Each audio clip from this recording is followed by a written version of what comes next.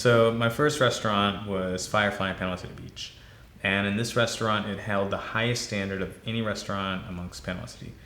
The chef, he had cooked for President Obama. I believe he also cooked in the 2012 Olympics.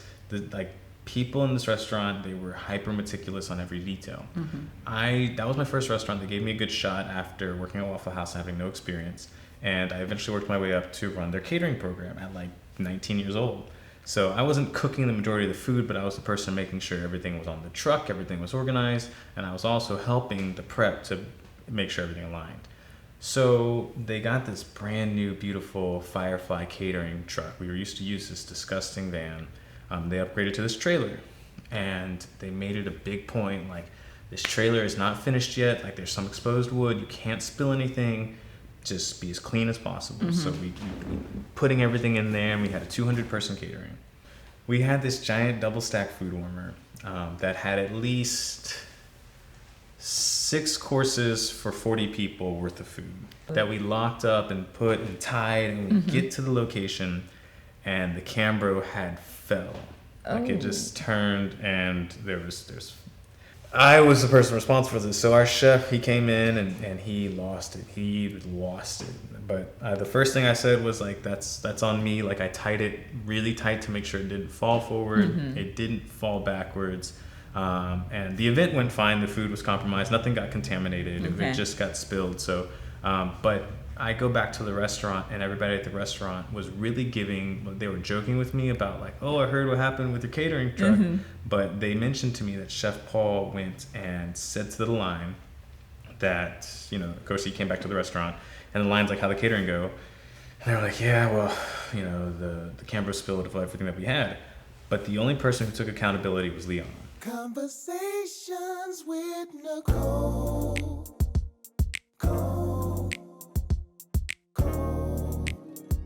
Conversations with Nicole. Let's talk about it. Tell me all about it. I'm here. I wanna know what's on your mind. Ooh, the world needs to hear from you, and I'm so glad to have a conversation to reach the nation. And it's all about you. We'll help each other to discover innovative ways to positively change the world. Let's talk about, let's talk about, let's talk about conversations with Nicole.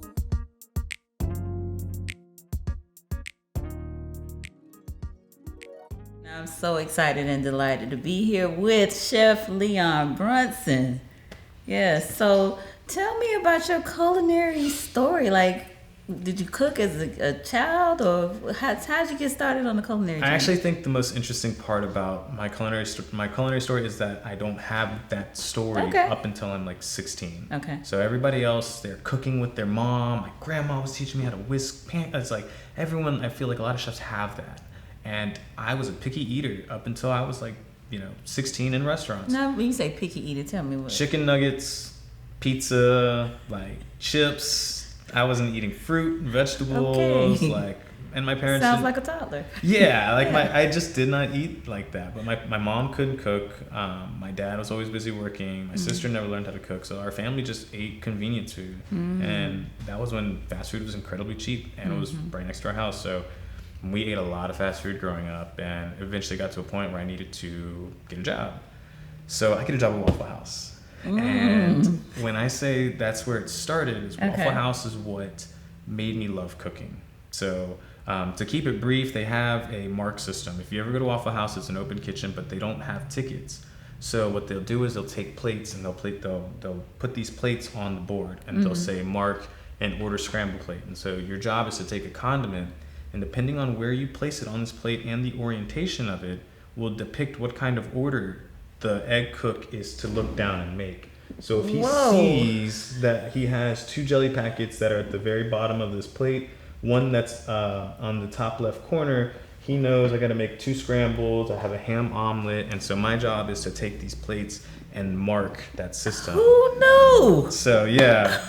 It's when next time you go to Waffle House, go like watch the person closest to the waffle makers. You know, the server will say, mark an order scrambled plate onto, one scattered smother covered cap, the other's chunked dice, waffle onto, one is blueberry, one's chocolate. And it just continues that cycle. And I've always marveled at the Waffle House calling of the orders. It sounded like football plays to me. That's exactly it. But that's what it was. Is it was a game. That game aspect of like putting it together for me was what did it. I'm like, there's nothing that feels as satisfying as this. Okay. So that's what got me started into it. Wow. And so from Waffle House, you said, I want to go to culinary school.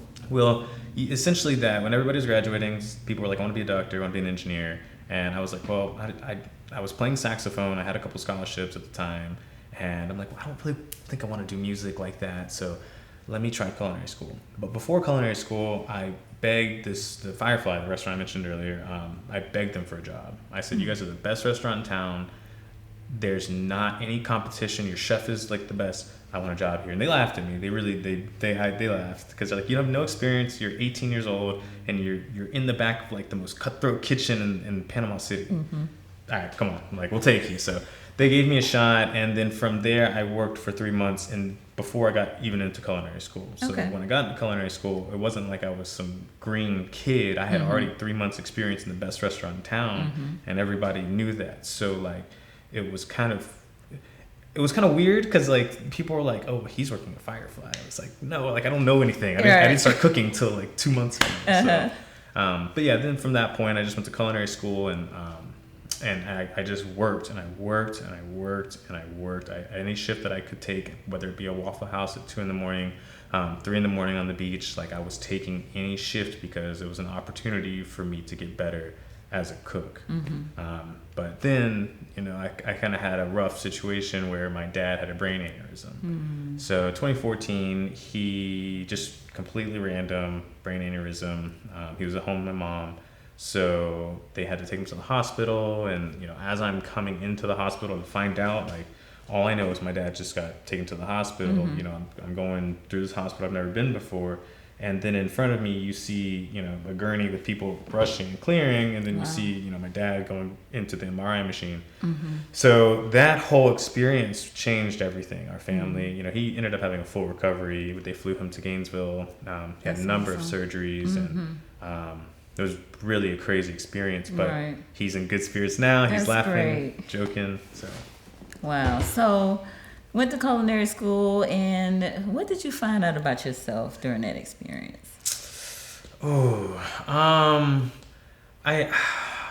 think the hardest thing for me in culinary school was I found out like the amount of dedication it's gonna take. I think it clicked when I was missing birthday parties, when I was missing family events, when I'm missing like, you know, the thing with my dad happened, and then I'm like, I'm not even in a position to like be with my family or be in that because my instructors, my chefs at work, and my coworkers are saying, if you don't give this everything you've got, you're not going to make it. Yeah. So for me, it was like, I think that's the big takeaway was like in culinary school, you're doing well, but you're not giving your family any time. So yeah, that work-life balance is huge for chefs. And I think that was like the big thing for me going from culinary into neuroscience, and that's why I'm here in Tallahassee now, was I'm like, well, I'm not spending time with my family, and if I ever want to have kids or have a marriage or like do anything that's like family oriented, this career will not like help me with that. So I switched to neuroscience just so one, I could get a bachelor's degree and potentially a PhD in something that paid very well. Wow. And also it would help educate my family with what happened with my dad. So that's why I came here to Florida State, got my degree, and then I was like, yeah, I think I really want to cook. Like, I love this, but I think cooking's for me. Okay, good deal. Now, do you have a favorite type of cuisine that you like to cook? What do you call the cuisine that you cook? So I love flavors. I think my big thing is flavors. Okay. I'm obsessed with ingredients and obsessed with the different harvesting of ingredients because they all have different flavors. They all have different tastes. And I kind of ditched the idea of superiority in these different ingredients. It's a matter of what do you want to shine. Like if I have a really nice piece of fish, I want to focus on, do I want to focus on the seasoning on the fish or the flavor of the fish, and which seasonings are going to get the best result. Okay. So I love flavors, I love seafood, and I love international history and cuisine. Like Southern food has such a rich history. Asian food has such a rich, just deep history of culture and food. So that's my thing. Flavors, international countries, and ingredients. I love artisan ingredients, different ingredients. Are there any chefs that you admire or?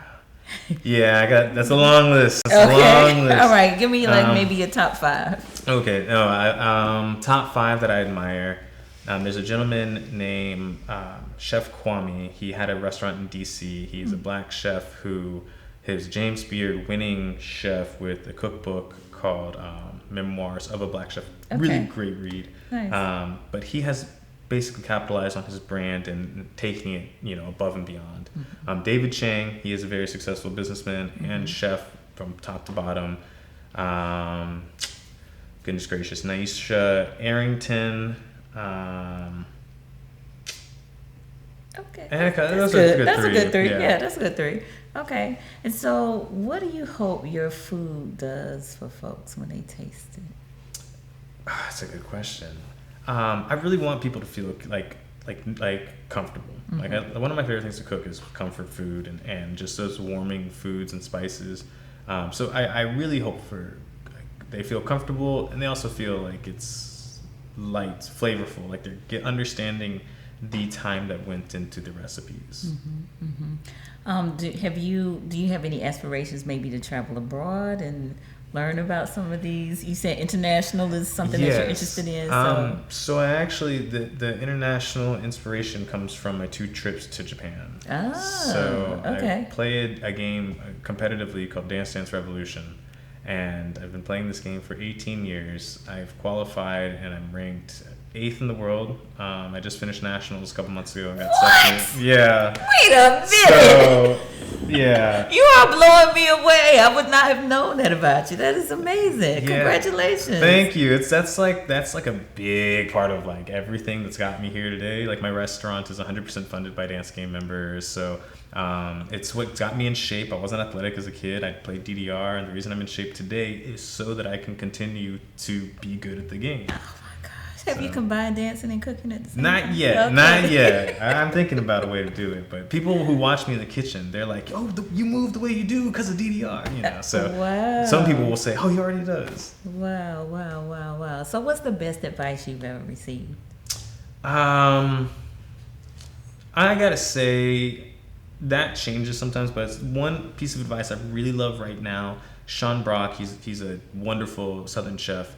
His advice on one time was find a sous chef that's better than you, or surround yourself with people that's better than you. I love that advice because I don't like being worse than anybody. I like that I'm very competitive. So if I'm surrounding myself with people that are better than me, it's establishing a stronger standard for me to kind of keep myself at, and keep myself humble. So that's for sure.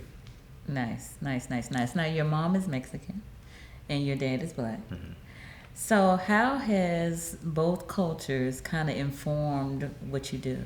So Southern culture is really the root, the first culture that I started to read about and understand and process how food works. Like just the rich history of what slaves were eating just because that's what they were getting, and these were the recipes that were created from it. Just that alone made me realize that cultures like have deep, rich histories, and like the farther you go, the more you understand about why food is the way it is, or why these flavors pair together. So with my dad's side of the family, I feel like I have done a wonderful job exploring that and understanding why he's very happy to eat chitlins, or the traditions that they have at Thanksgiving. On the other side, with my mom's Mexican heritage, I have not done that same due diligence, but I really feel like in my near future in the career I will. Nice. Now, you mentioned you serve on the board for Second Harvest, And food education is something that you really want to dive into. I know you and I have kind of previously talked about you doing some food demonstrations because I do gardening. I'm really big on people getting fresh fruits and vegetables, especially in what we call food deserts, right? And so, how important is food education to you? It's incredibly important. I gotta say, it's gotta be, food education has gotta be more prioritized in the chef's world. I think right now we have this wild, expansive knowledge of how to turn an inexpensive ingredient into an ingredient that everybody's gonna love. And the more people that know that, the more they'll feel motivated to cook at home. And I feel like a stronger family bond starts when you start cooking at home and there's always food in the house and like maybe there's someone's helping do this, or that to me is where I always see strong family connections. And it starts with food education. I think it's just, you've got to be willing to try new things. You got to be willing to, be comfortable cooking. But for me, I think it takes somebody seeing somebody they're comfortable with. So it's like you can watch Gordon Ramsay do it, but that's Gordon Ramsay. And I realize as my role in a chef, there's people who would love to see me demonstrate something because they could relate with it. And so over my career, I've understood that cooking education is a more priority than searching for awards or getting the best restaurant ever. Like, those are second nature. That's culinary education is like number one right now. Have you done any work with youth, with children? I have actually. The only thing I did with children, I did a class with the Advanced Academy. Okay. And that class was awesome. We made pancakes. They mixed the batter together. They got the right consistency. They came up. We helped cook them. They flipped them, and they had syrup, and they tried the pancakes, and it was really cool. They got to see something go from nothing to something and understand it. But I haven't done too much work with the youth. I don't have too many kids around me and my family or my life. I'm the youngest out of everybody. Okay. So I didn't grow up in a strong youth household, but that's something I'm learning currently and hope to implement soon. Now, what's your family think of your work? Oh man, my mom, they're all so proud. They're all so proud. They're seriously like, my dad will just call me just to tell me he's proud. Like nice. They are very, very proud, and I've gotten a lot closer with them as I've gotten further in my career. So it also feels good to like share like the successes of what we have going on here in Panama City. Awesome. And so food is so important, and as a gardener, I have recognized that sometimes we're not getting the best food in the places that we shop, places that we eat. How do you combat that? So I'm very selective over where I shop and why I shop where. Gosh, I don't even want to like name drop certain It's okay. grocery You don't stores, have to name drop, but just there are grocery stores you can go into, and their produce will be very different than other grocery stores. One thing I like to do is I like to support farmers markets on Saturdays if I can make it out there. The other thing I like to do is Asian markets have wonderful selections of produce that are different than conventional supermarkets. Also connecting with farmers and deciding what you want to eat, because if your diet's consisting of you're always using onions or garlic, or you can reach out to people who are growing those things and just establish that connection. So I think it's a matter of deciding what you want to eat and kind of reverse, going backwards from there. Indeed. And also I think eating seasonally. Yes. Yeah. I think that's that's very important. You're going to understand that ingredients during certain seasons just taste so much better, and that could be motivating to cook these ingredients. Like maybe you don't like tomatoes because they don't taste like anything, but then maybe you have an heirloom tomato with a little bit of salt on a sandwich with a little mayonnaise, and then you're like, wow, this is incredible. So You're making my mouth water. it's so good. Tomato mayo sandwich is like, We're gonna have to have you come back and do a cooking show. I would love to. That'd be awesome. All right. Well, as we prepare to wrap up, I want to hear from you. What do you believe is your greater work? That's a tough question. As of recently, I do believe I would love to be a vessel to inspire more people to cook at home. I think that's the biggest thing for me, because if more people start cooking at home, I think the recognition that happens around your own life, like everything changes. You're not driving 20 minutes, 40 minutes round trip to get, food that's not nutritious. Like, so much can change just by cooking at home, even if it's once a week. And I hope to be somebody that people can look at and say, you know what, he's doing this. I feel comfortable following his instructions. They cook the recipe and they're able to say, this was wonderful. Nice. I love it. Well, thank you and all the best. And you have to come back. Oh, I will. No, seriously. So thank you. I appreciate it. My pleasure. And thank you all for tuning in to Conversations with Nicole, where we are connecting the community through conversations.